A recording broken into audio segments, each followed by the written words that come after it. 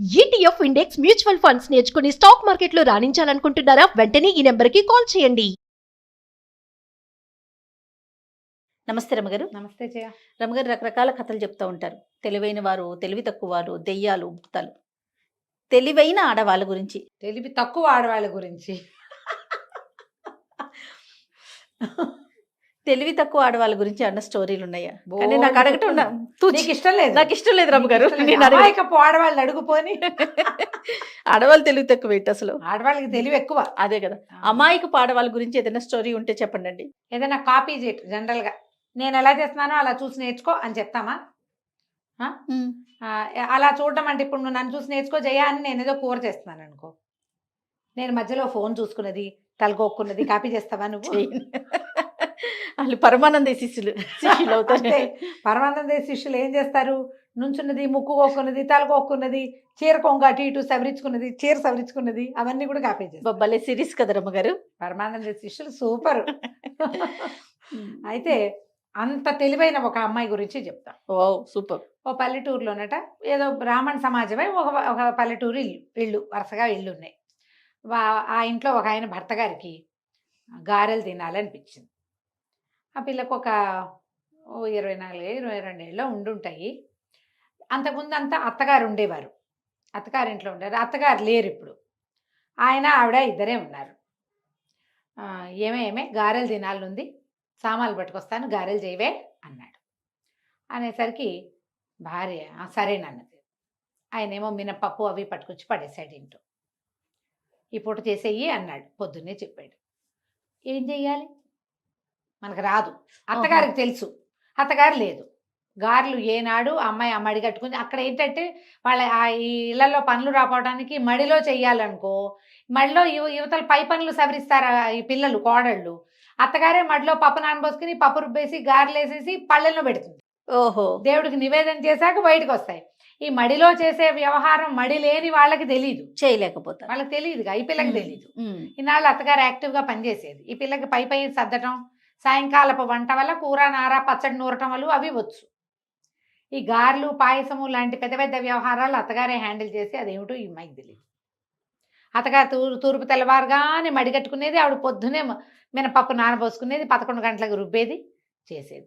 మనకేమొచ్చు? ఏమీ రాదు. ఈ పిల్ల ఏం చేసింది? పక్కన ఒక మామగారు ఉన్నారు. ఆ మామగారు భర్త లేరు, ఆవిడకి తల కూడా లేదు, ఆ కాలం అన్నమాట. జుట్టు లేదు, జుట్టు లేదు. ఆవిడని మామగారు గారెలకి ఏం చేయాలండి అంది. ఏముందే, ఓ సేరుం బాతికో ఎంతో ఉద్దిపప్పు నానబోయి అంది. పోసి అని ఆవిడ అనే లోపల సరే అని పెళ్ళి వెళ్ళిపోయింది. ఏం చేసింది? ఆయన భర్త తెచ్చాడు కదా సేరుం బావు ఎంతో ఉంది, అది అంత డబ్బాడు నీళ్ళల్లో పోసింది, పోసేసింది. ఏవో పనులు చేసుకుంది. గారెలు అవ్వవే, ఉట్టిపప్పుకే. మళ్ళీ వెళ్ళింది. మామగారు గారెలు ఎలా చేయాలంటే ఏదో చెప్పారు పొద్దున. పప్పు నానబోసి పప్పును వడబోసేయాలి, వడేసి అంది ఆవిడ. వడేసేయాలి అంతే. ఎస్, పరిగెత్తుకుంటూ వెళ్ళిపోయింది. అప్పుడు వెళ్ళిపోయి ఏం చేసింది? పొద్దున నానబోసిన పప్పుని వడబోసేసి ఒక బుట్టలో పెట్టింది. మధ్యాహ్నం అవుతుంది, భర్త వచ్చేస్తాడు. చూస్తే వడబోసిన అట్లాగే ఉన్నాయి, గారెలు అవ్వట్లేదు. ఓహో, మళ్ళీ వెళ్ళింది మామగారి దగ్గరికి. మామగారు గారెలు అన్నారు, వడపోసానండి, గారెలు అవ్వలేదని. దీంతో పదేగా దాన్ని అని ఈవిడ చెప్పే లోపల అది వింటల్లా. ఆవిడకి ఒళ్ళు మండిపోయింది. పిల్ల నేను పొద్దున పూట పనిలో ఉంటా, మడి కట్టుకుంటా, దేవుడి పని ఏదో ఉంటుంది నాకు, ఇంట్లో పని చేసుకోవాలా, మా ఇంట్లో ఎవరు లేరా, నేనే వాకిలు ఉడుచుకోవాలి, నేనే వాకిలు కసు ఉడుచుకోవాలి, ఆవుకు పాలు తీయాలి, ఇన్ని పనులు నేనే చేసుకోవాలి. ఇది 3 సార్లు పిలుస్తుంది, అది పిలిచిందని నేను గోడ దగ్గరికి వెళ్తాను, చెప్పే మాటేమో విందు, దీనికి ఇంత కావరమా అనుకుని రోగం కుదర్చాలని ఏముంది, పప్పు ఎంత పోసావో అంతకు 2 ఇంతలు నీళ్లు పోసి పొయ్యి మీద పెట్టు, వస్తాయి గారెలు అని వెళ్ళిపోయింది ఆవిడ ఇదంతా ఆలోచించి.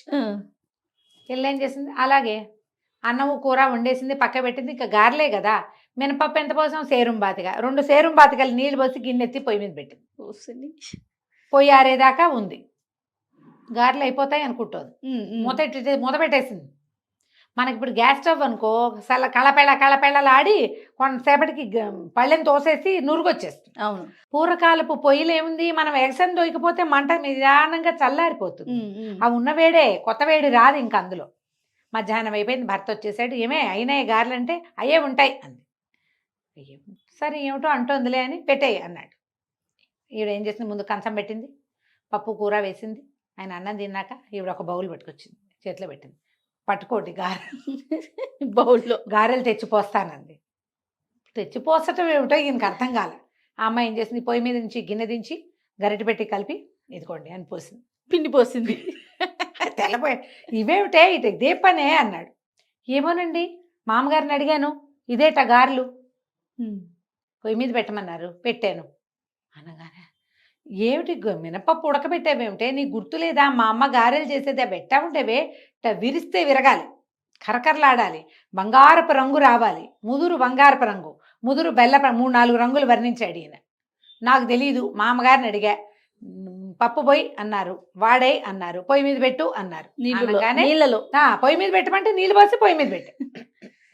నేను అన్నాడు అట్టా కాదు, మొదటి నుంచి చెప్పన్నాడు. పప్పు వాడేయమని నానబోయమన్నప్పుడు వచ్చేసా, వాడేయమన్నప్పుడు వచ్చేసా, 3వ పని చేశా అనగానే ఉన్నాడు. చిచ్చి అట్లా కాదు, పిచ్చి పని చేస్తావు, పప్పు అంతా పాడు చేస్తావు, నీ మొహమండ అని తిట్టిపోసాడు. ఒళ్ళు దగ్గర పెట్టుకుని సరిగ్గా కనుక్కుంచి అని కేకలేసాడు. నూనె తెచ్చా కదా, నూనె పొయ్యి మీద పెట్టి వెయ్యాలి అనేసరికల్లా సరే అయ్యింది. సరేనండి. ఆ పూట అంతా తిట్లు తింది, కాసేపు ఏడ్చింది. ఇట్టా పెంచారు, నేను నా నెత్తి మీద పడేశారు అన్నాడు మొగుడు. శాపనార్థాలు పెడతారు, మీ అమ్మ ఇట్టా పెంచింది, మా అమ్మ ఎట్టా చేసిందని. ఆ పూట గడిచిపోయింది. మర్నాడు పొద్దున్నే మామగారి దగ్గరికి వెళ్ళి, మామగారు దయచేసి సరిగ్గా ఎలా చేయాలో చెప్పరా, మా ఆయన తెగ తిట్టాడండి, చేసుకోలేదు సరే అంతే అన్నది. మామగారు అంది, సరే లేవే నేను చేస్తాను, నేను ఎట్టా చేస్తున్నానో అట్టా చేసుకో అనగానే సరే. ఆవిడ మినపప్పు పోసింది, పిల్ల కూడా మినపప్పు పోసింది. ఇంతలో ఏమైంది, ఆవిడ మినపప్పు పోసి ఆ పని చేసుకున్నాక మంగళతను వచ్చాడు. పిల్లక మా అమ్మగారి వైపే చూస్తుంది.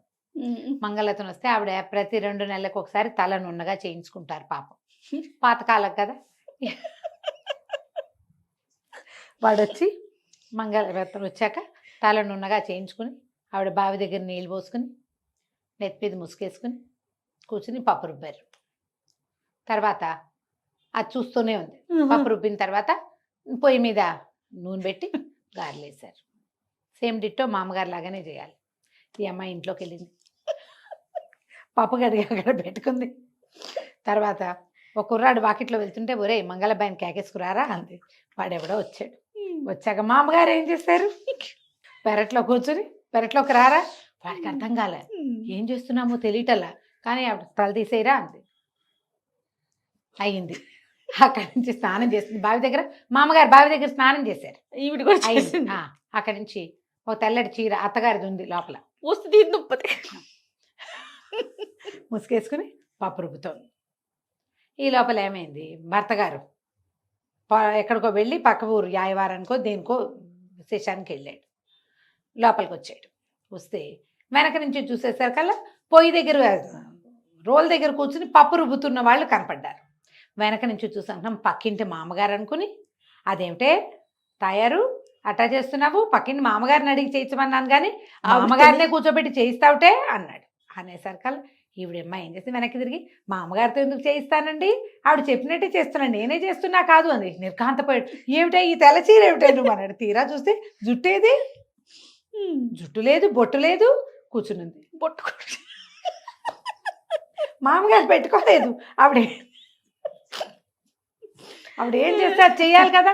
అదే కదా. నిర్కాంతపడి పోసి, నీ కడుపు పొడక ఇట్ట తయారయ్యేమంటే పునిస్త్రీ దానివి, ఇదేమిటే అన్నాడు.